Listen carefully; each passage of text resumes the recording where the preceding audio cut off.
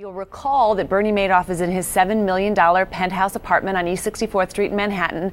He has a guard there. He is under house arrest. He has an ankle bracelet. He can't really go anywhere unless it's court.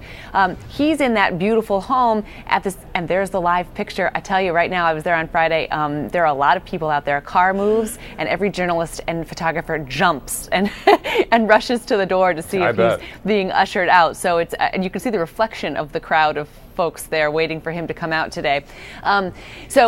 He's in that beautiful home while all these people, including some very well-known charities and foundations, are penniless because they say they've been ensnared in his $50 billion Ponzi scheme.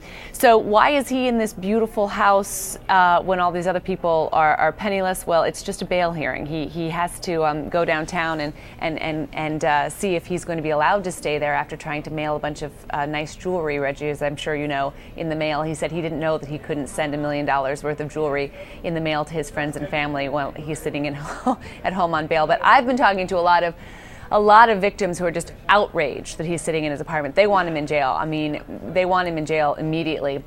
So we'll see if everything changes. Now, meanwhile, just talking about the Josh Lev's piece about Bushisms, there's a new phrase in the vernacular, Madoffed, talking to people who've lost their money, who've been Madoffed, and among them are some of the foundations run by some pretty important Hollywood types. A reporter at the Golden Globes even bringing this up. Take a listen. Your close friend Jeffrey Katzenberg on Thursday said that his investments with Bernie Madoff had damaged and his charitable efforts, and I was wondering, he was really upset about that Madoff is still free and walking around, and I'm wondering, what are your thoughts about Madoff and your investments with him? I have a lot of feelings about this, but this isn't the venue to express them. Thank you.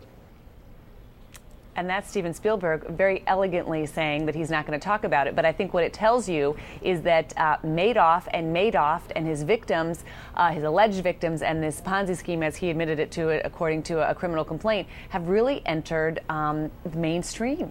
People really interested with this story and interested in all the different kinds of people who have lost their money. And one of the reasons I think, Reggie, that's so interesting is that, you know, the financial crisis and the collapse last year of the financial system can be kind of hard to pinpoint one single thing that brought it all down. Right. But people understand a guy who's accused of running away with the money. Yeah. People get that. People can look at, people understand that.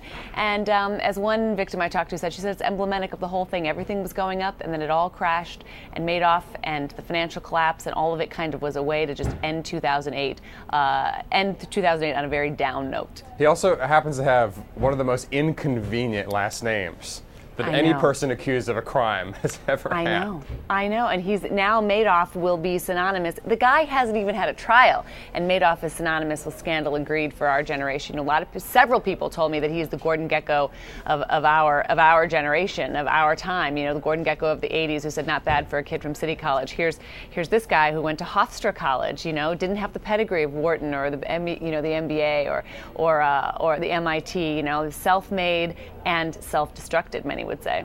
Well, we'll be watching to see what a judge decides in this case. It should be really interesting. And I'm sure that someone's going to get some elbows thrown in that scrum out there because, the cameras are all trained on that front door waiting to see Mr. Madoff and his next court appearance. And we should know, within the next hour and a half, we should have an idea of what's going to happen next year.